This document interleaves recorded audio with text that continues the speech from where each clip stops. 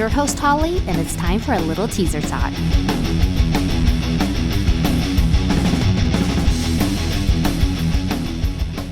Happy Teaser Talk Friday. Sounds so weird to say, but I am so excited to give you guys an overview on and highlights too as well on my personal experience going through and attending Welcome to Rockville, which took place in Daytona Beach, Florida. So just hold on a second and you guys are about to find out if it was a hit or a miss. But until then, real quick, you guys know We Heart Giveaways and We Heart DWP. And those two together equals festival tickets for you guys. So you guys make sure to head over to our Instagram at Teaser Talk to find out how you can score a free weekend pass to Rocklahoma 2024 in Pryor, Oklahoma. Rocklahoma. America's biggest Labor Day party is back with the loudest lineup yet. This August 30th through September 1st in Pryor, Oklahoma. With, for the first time ever, Avenged Sevenfold, Slipknot, Disturbed, Evanescence, plus A Day to Remember, Lamb of God, and many more. Passes and camping on sale now at rocklahoma.com, starting at $10 down. Wow, everyone, it has been a week since Welcome to Rockville. I cannot believe it. So let's do a little recap and let's find out, was Welcome to Rockville 2024 a hit or a miss? And I guess you can officially say that Danny Wimmer Presents has kicked off festival season with more than 200,000 people in attendance for the biggest Welcome to Rockville ever, you guys. So let that sink in. 200,000 people came together at Daytona Speedway and, all for the love of music. So congratulations to DWP because that is amazing. And yeah, super excited to be a part of it. So I was a little nervous, I'm not going to lie, because I unfortunately was in a terrible head-on collision a couple weeks prior to this event. And between being concussed in the sense of forgetting my words and then, of course, mobility issues, it was super, I don't know, I guess maybe made me nervous.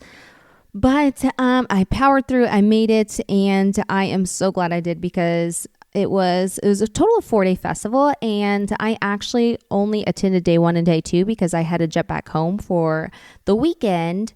However, I do want to kind of dive into this whole entire thing. And yeah, so coming in, I flew in on Wednesday. There was a lot of pre-festival events like concerts and things like that. Unfortunately, I wasn't feeling my best, so I did have to turn into my hotel room and get rest so that I could be on my best as I could possibly be on day 1 as well as day 2. So day 1 rolled around. Getting to the festival itself was not bad. I did have to wait a little bit to pick up my pass, but not complaining. It was not that bad at all. So got there. I was very fortunate because Bobby from Saliva, I actually met him back in 2017. I shot him a text message. I was like, hey, I see you're on today. Do you want to do some press? Because at this time, since I was in the car accident, I didn't get a chance to really schedule a lot of interviews. And I think at this point, I only had one other, maybe 2 other ones solid booked. And that was just over for day 1 and 2, right? So very fortunate because the PR people were on their point and they came in. They sent me a bunch of list of people. So I got booked up on interviews and I cannot wait to share those with you guys in the upcoming episodes of Teaser Talk. But just want to go back to the actual event, you guys. There was over 150 bands featured at Welcome to Rockville on 5 stages with headliners. So on Thursday, there was Disturbed and Motley Crue. They were amazing. I do have a funny story about the Disturbed one I will share with you guys later. And Friday, it was Jelly Roll and Limp Bizkit as the headliners. On Saturday, so sorry I missed this one, but Queens of the Stone Age and Foo Fighters were the headliners. Then on Sunday, again, sad tear, I missed it. Evanescence and Slipknot were the headliners on the closing day out on Sunday. So it's safe to say with over 200,000 people in attendance, Welcome to Rockville is officially the biggest rock festival in North America. Like I said, all those people attending, as well as 150 bands on 5 stages for the first time. It also broke records to become the largest event for festival producer Danny Wimmer Presents. So again, congratulations. There's some air snaps going out to you. And then looking ahead at the May 2025 festival dates at Daytona International Speedway will be released soon. So stay tuned on those date announcements. So like I said, you guys, this was the 13th annual Welcome to Rockville. So this festival featured so many bands, but with Motley Crue, I would say I was, impressed. A lot of people, I'm not going to lie, were like, oh, they're way past their prime. They're going to sound awful. And I was like, okay, it doesn't matter, but they're iconic and they're legendary. I just want to see them in the same space and being live as I possibly can, because I haven't even seen Motley Crue first. So I will say this, I was surprised and delighted. I didn't feel like they sounded awful. Maybe it was where I was sitting or standing, I guess I should say. But yeah, they were, I was actually surprised. They were they were good. So that was on Thursday. Funny is because Kerry King, you guys, was for the first time did his solo stage set at Welcome to Rockville. And it's funny because my friend Dean, he is also a podcaster as well as he's a radio show host and some other things in the media space. But him and I were like, yeah, let's go see Kerry King. So we left the ICP set on Thursday. Definitely got to go back on the ICP story because that was a funny one. But we went over and then we're getting our way into the crowd. I'm kind of like hobbling through because, again, like I said, I wasn't feeling the best with my back and stuff, but we made it down and we're so excited to see Kerry King and we have our phones out and then you guys are going to laugh. It was Disturbed. I was like, wait a minute, this is not where I parked my car. So we caught the very intro of the Disturbed show and then we headed over to the Kerry King set. So let me touch back on ICP. OMG, you guys. So if you guys have never seen ICP live, it is wild. And they were on the smallest stage and there were so many people packed like sardines. It was a little challenging to get cut across, but we made it through. And then we ran into some friends of Dean's that he had interviewed earlier. So we got to be able to kind of be side stage of it. With that being said, I didn't realize, I knew it, but I guess I never really put two and two together. But they have like their Coca-Cola 2-liter bottles. The entire set spewed out 2-liter after 2-liter after 2-liter of Diet Coca-Cola, regular Coca-Cola. I'm not exactly sure, but I was so sticky and wet, and then the wind was blowing, so dirt was sticking to me. I will say I didn't get pink eye though, like I did with Guar back at Rocklahoma, so that is a win. But yeah, that was an amazing day on Thursday. I say the morning, but I guess the early of the day.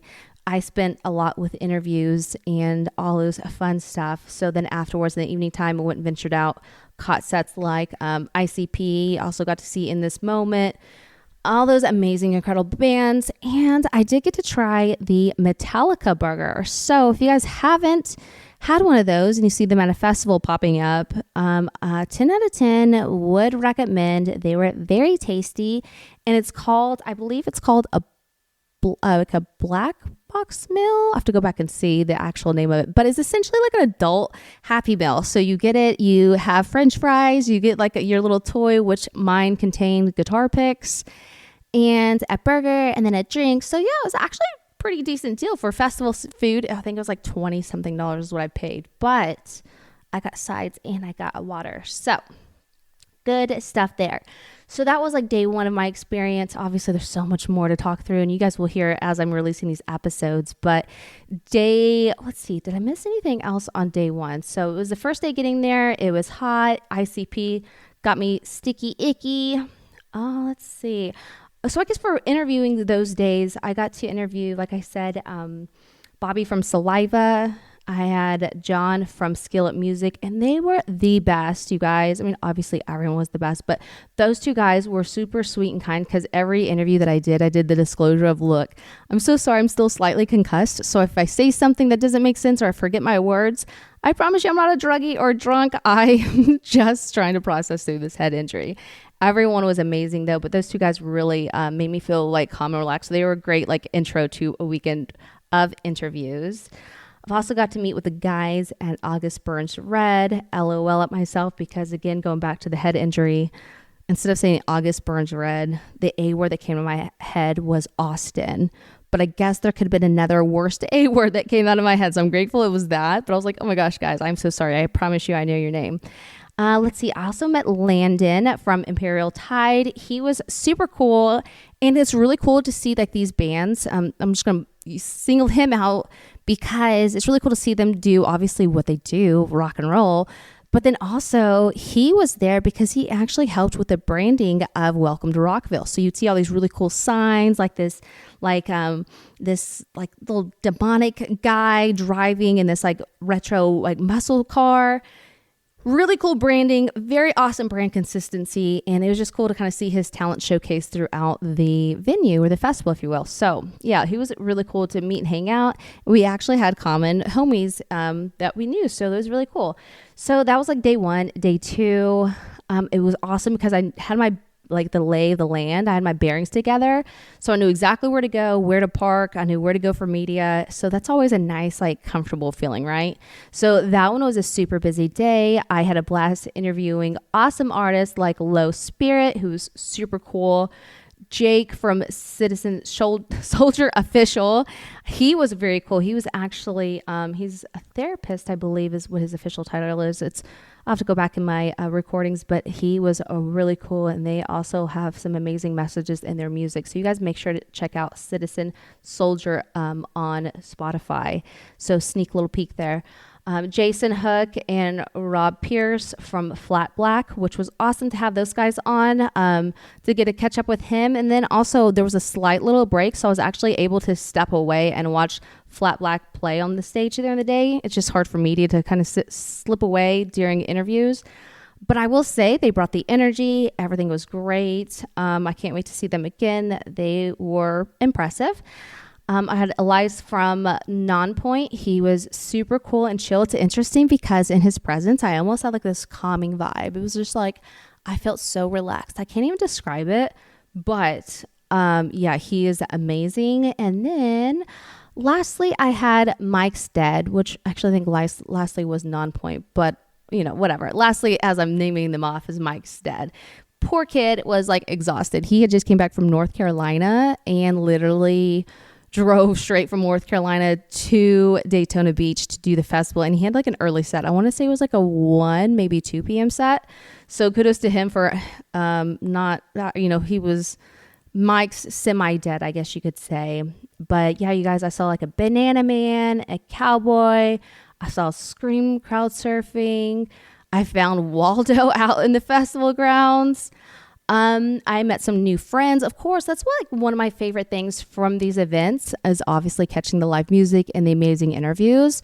But outside of those two main components that are obviously self-explained, my favorite part is really meeting new friends. And I feel like every time I go to a festival, I always meet at least, I would say minimum 10 plus new friends. And I'm not talking about just friends oh, hi, bye. No, I'm talking about sharing each other's contact information. We're going to make sure we see each other the next time around, things like that. But yeah, I met the two guys of the host of Rock 103.3 FM. They were super fun. They actually introduced me to my very first pickleback, which we took with Jack. And if you guys are ever challenged during a music festival trying to find something, I challenge you guys to find pickle juice. You would think that shit would be everywhere because, there's hamburgers, there should be pickle juice. No, we asked so many hamburger stations, including the Metallica burger place, and they were like, yeah, no, we don't have any pickle juice. Randomly, this sweet girl who was working at it's chicken strips, I was like, okay, you know what? I'm just going to ask. If you don't ASK, you don't GET, right? So I asked her and she's like, yeah, I have pickle juice. She was so sweet. She totally poured some in a cup for us. So I got to experience my first pickleback. And I will say, you guys, I was impressed. It definitely took away the burn from that Jack shot. But I will say, I'm probably going to stick with my tequila or my Teaser Talk Dank vodka when it comes to shots. But it was interesting to try.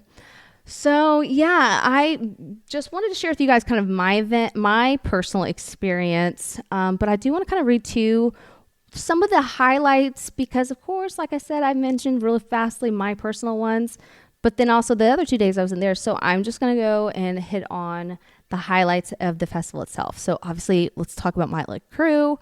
They had the crowd in a frenzy with a set filled with decades of hits, along with some newer tracks. So they recently released Dogs of War, so they were playing that as well. So it was really cool to kind of like know the bangers, but then also hear them sing their new stuff as well.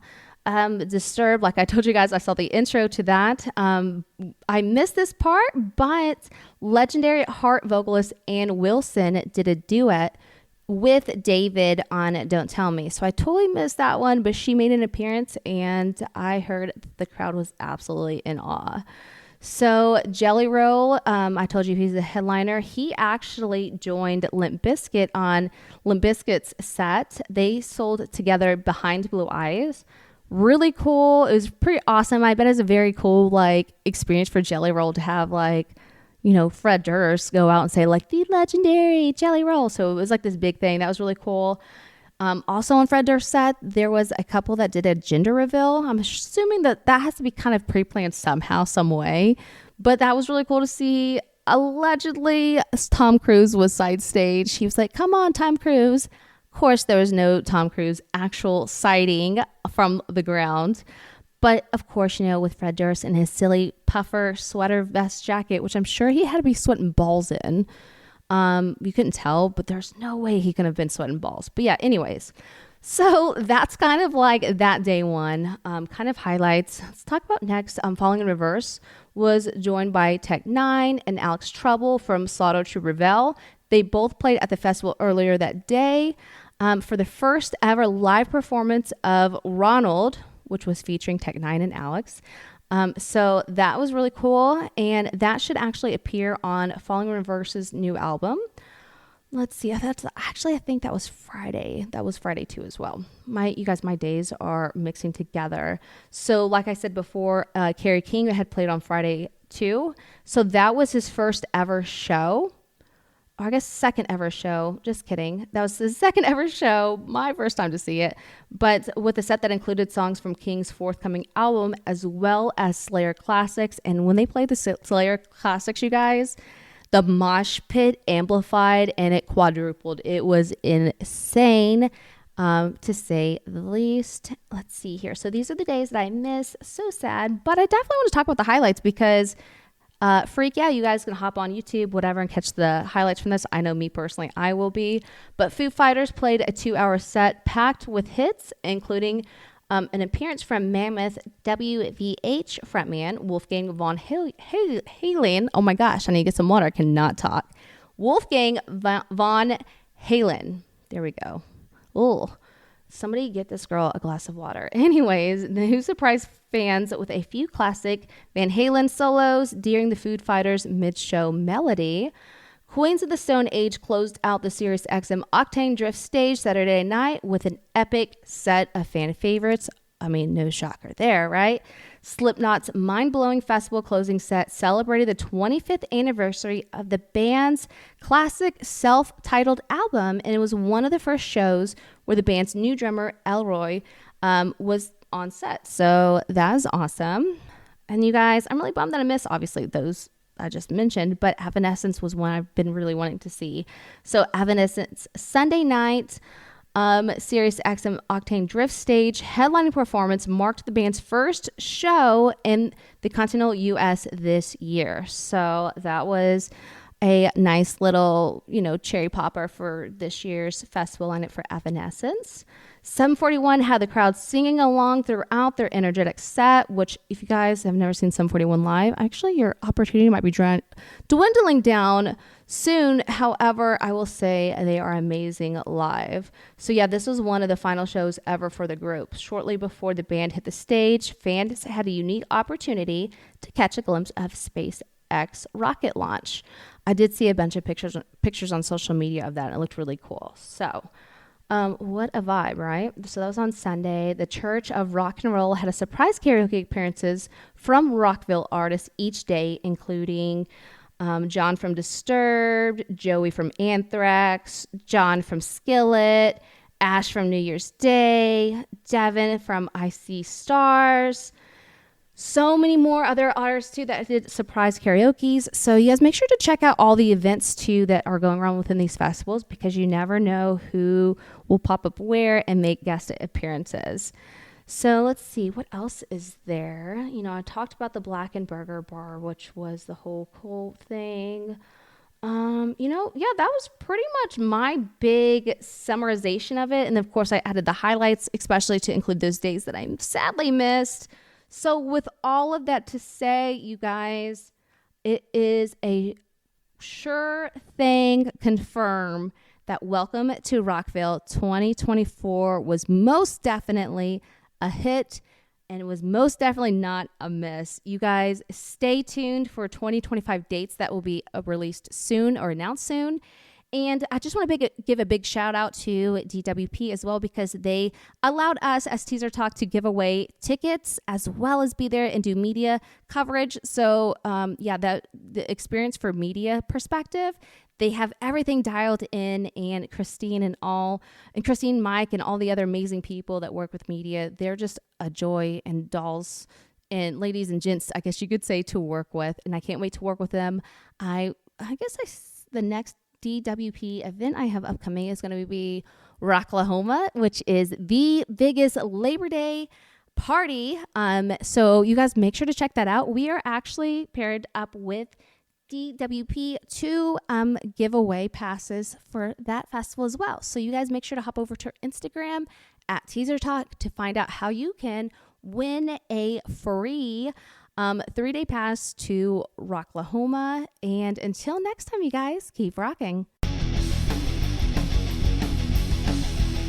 I hope you enjoyed this episode of Teaser Talk. Head over to teasertalk.com to subscribe so you don't miss out on another episode.